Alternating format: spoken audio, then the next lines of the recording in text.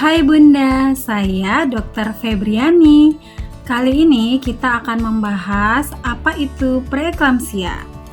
Jadi, preeklamsia merupakan suatu kondisi pada kehamilan yang ditandai dengan adanya peningkatan tekanan darah dan adanya peningkatan produksi protein di dalam urin yang dapat terjadi saat usia kehamilan di atas 20 minggu. Penyebab dari preeklamsia belum diketahui secara pasti. Namun, berdasarkan teori, kondisi ini dapat terjadi karena adanya kelainan pada perkembangan dan juga fungsi plasenta.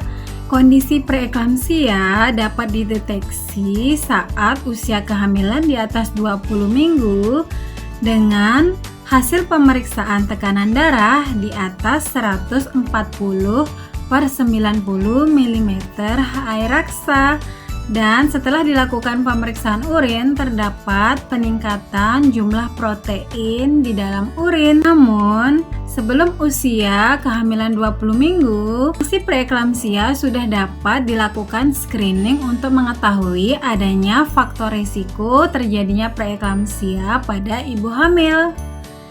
Di dalam buku KIA sudah terdapat scoring screening untuk faktor risiko preeklamsia. Gejala yang umum dapat terjadi pada preeklamsia yaitu keluhan sakit kepala yang terasa berat, gangguan penglihatan atau mata berkunang-kunang, nyeri ulu hati, mual dan muntah. Bisa juga adanya bengkak pada kedua kaki. Kondisi preeklamsia apabila tidak ditangani dengan tepat maka dapat menyebabkan komplikasi berat yang dapat terjadi pada ibu maupun janin. Pada ibu dapat terjadi kondisi berat seperti eklamsia, yaitu munculnya kejang dan atau disertai penurunan kesadaran hingga koma. Selain itu, dapat terjadi yang disebut dengan HELLP syndrome, yaitu suatu kondisi penurunan jumlah sel darah merah, trombosit atau keping darah yang berisiko terjadinya perdarahan, adanya gangguan fungsi hati, gangguan fungsi ginjal, atau gangguan fungsi dari organ lainnya, yang dapat berujung pada kondisi berat yaitu kematian.